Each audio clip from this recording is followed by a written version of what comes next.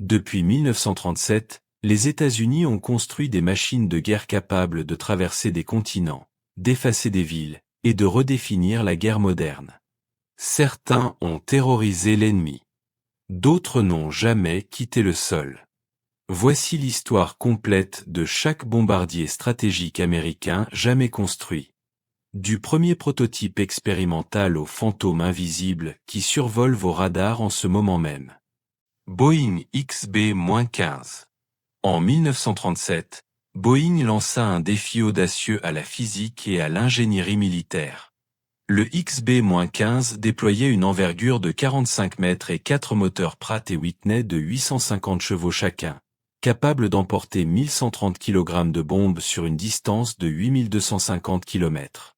Un seul prototype fut construit, mais sa mission n'était pas le combat, c'était la preuve. Il démontra qu'un bombardier multimoteur pouvait atteindre des cibles intercontinentales, un concept alors jugé impossible. Pendant la Seconde Guerre mondiale, il servit comme transporteur de fret à travers le Pacifique.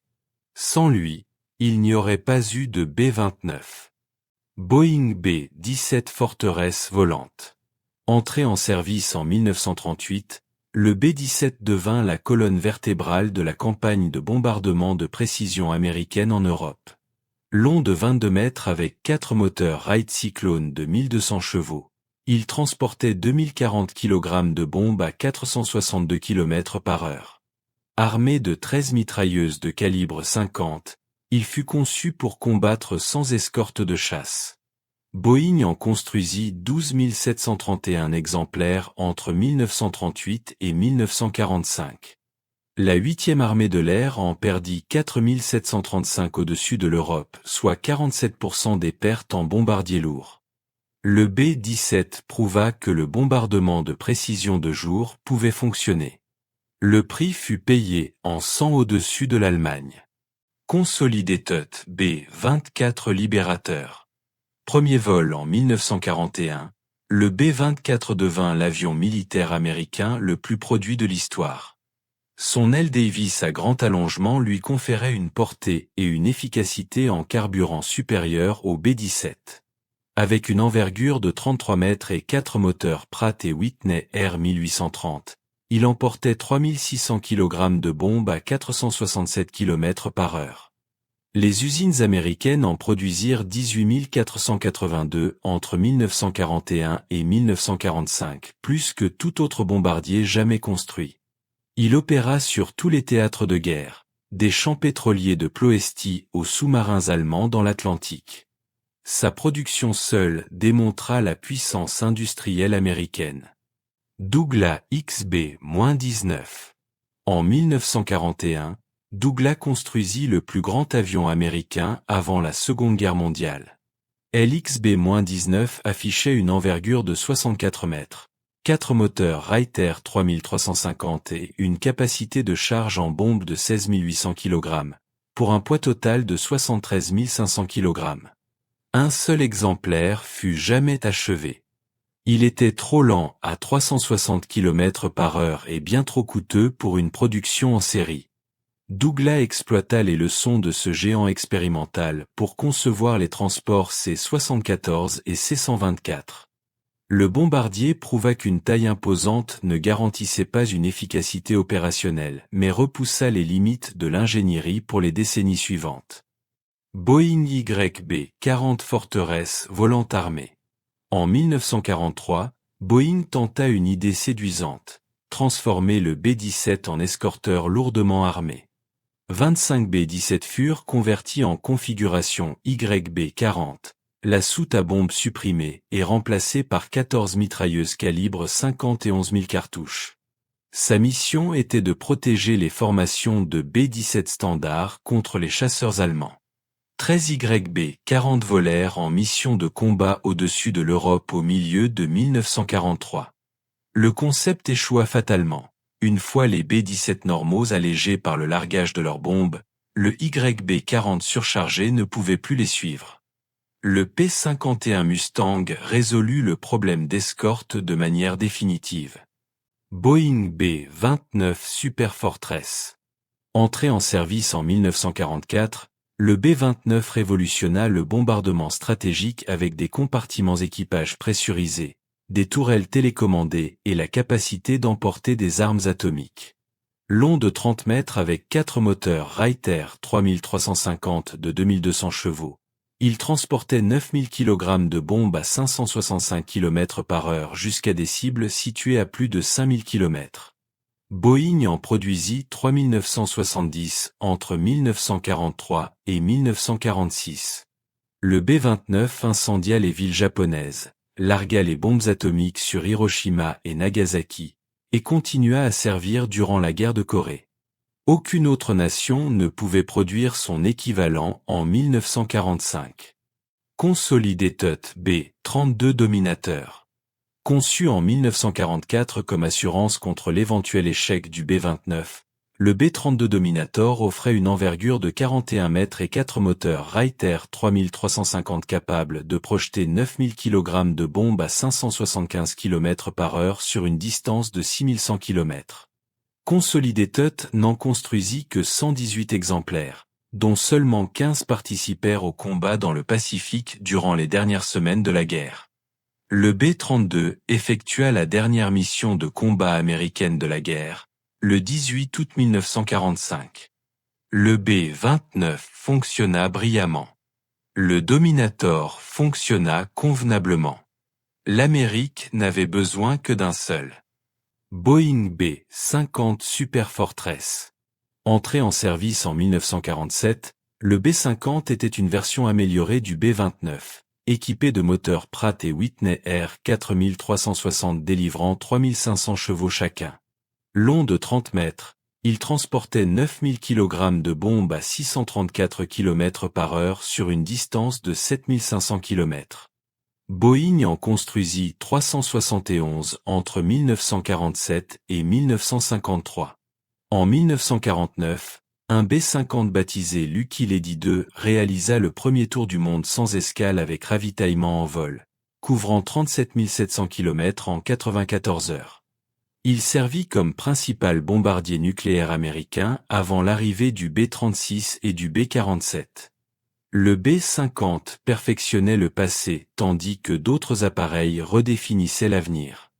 Convair B-36 Pacificateur.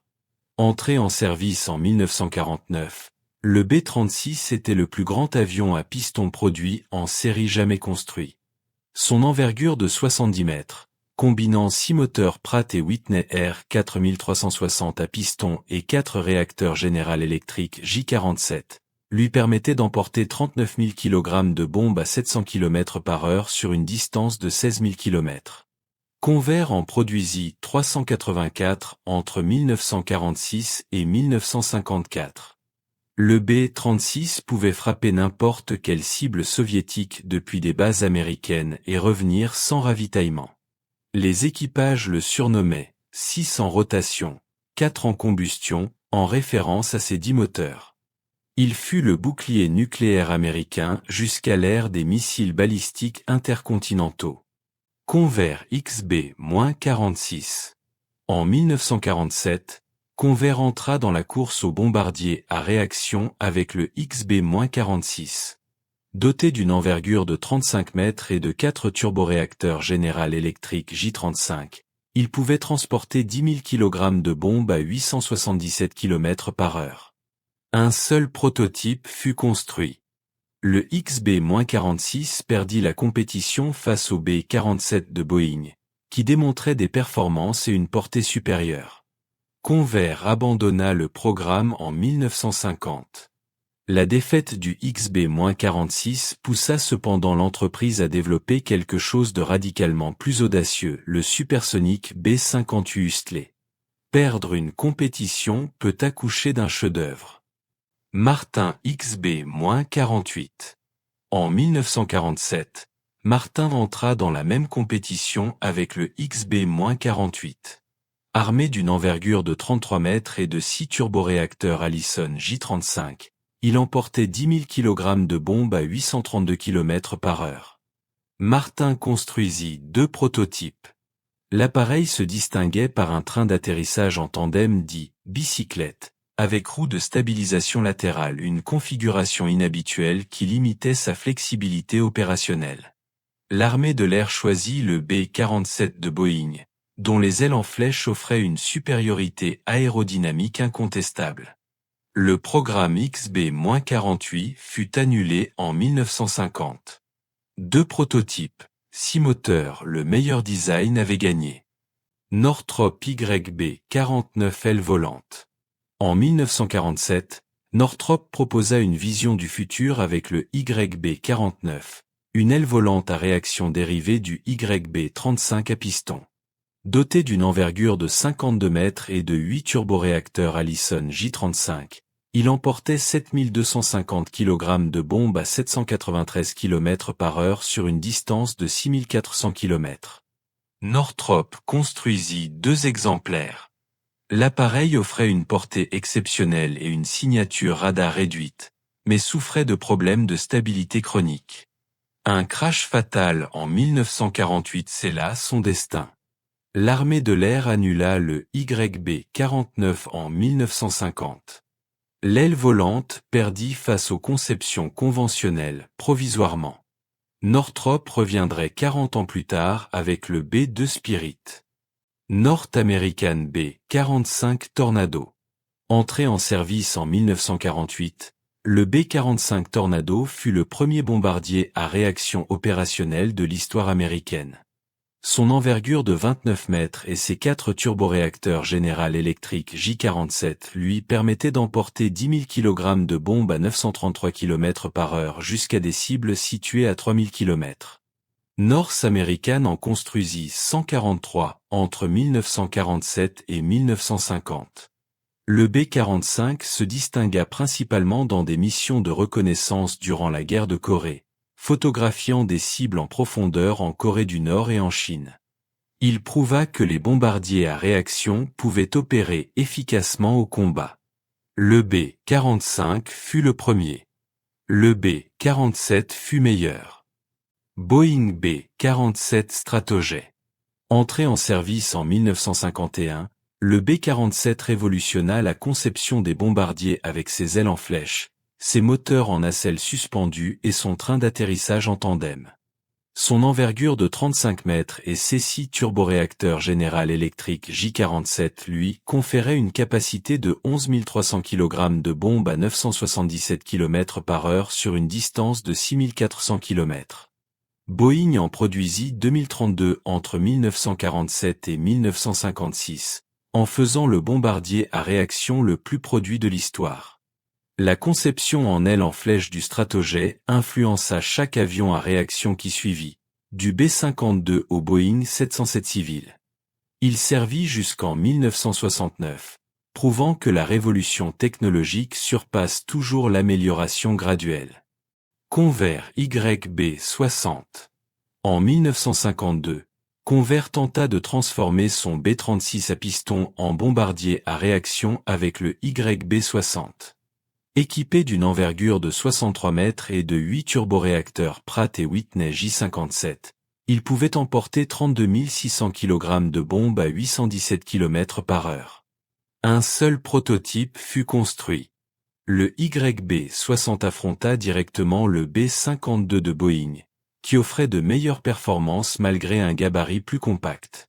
L'armée de l'air choisit le B-52 en 1952 et Convair abandonna immédiatement le programme. Le YB-60 était un choix de facilité. Le B-52 était le bon choix. Boeing B-52 Stratofortress.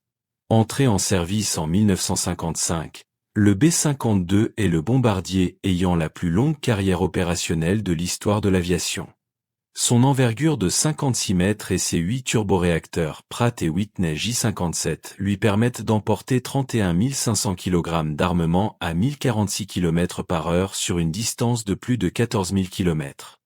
Boeing en construisit 744 entre 1952 et 1962. Il a bombardé le Vietnam, lancé des missiles de croisière en Irak, et continue d'effectuer des missions de combat aujourd'hui. Prévu pour être obsolète en 1980, il vole toujours. L'armée de l'air prévoit de l'opérer jusqu'en 2050, soit 95 ans de service actif. 8 moteurs. Portée intercontinentale. Le bombardier qui refuse de mourir. Convair B-58 Hustley. Entré en service en 1960, le B-58 fut le premier bombardier supersonique opérationnel au monde. Son envergure de 17 mètres et ses 4 turboréacteurs General Electric J79 avec post-combustion lui permettaient d'emporter 8820 kg d'armement à Mach 2 sur une distance de 7100 km. Convair en construisit 116 entre 1956 et 1962. Le Hustley était élégant, rapide et extraordinairement coûteux. Il établit 19 records mondiaux de vitesse et d'altitude. Mais ses coûts d'exploitation étaient astronomiques et il nécessitait un soutien logistique massif au sol. L'armée de l'air le retira dès 1970, après seulement 10 ans de service. Mach 2 ne paye pas les factures. North American XB-70 Valkyrie. En 1964, North American fit voler le bombardier le plus avancé jamais conçu. Le XB-70 affichait une envergure de 32 mètres et 6 turboréacteurs General Electric YJ93 capables de le propulser à Mach 3 à 21 000 mètres d'altitude, emportant 22 700 kg de bombes sur 6 900 km. North American construisit 2 prototypes. L'appareil intégrait une aile delta qui se repliait à grande vitesse pour améliorer la stabilité, une prouesse d'ingénierie absolue. Mais les missiles solaires soviétiques rendirent le bombardement à haute altitude obsolète avant même que le XB-70 n'entre en production. Le Congrès annula le programme en 1961. 2 prototypes, Mach 3 et l'histoire s'arrêta là. General Dynamics FB-111A. Entré en service en 1967, le FB-111 a été une version bombardier stratégique du chasseur tactique F-111.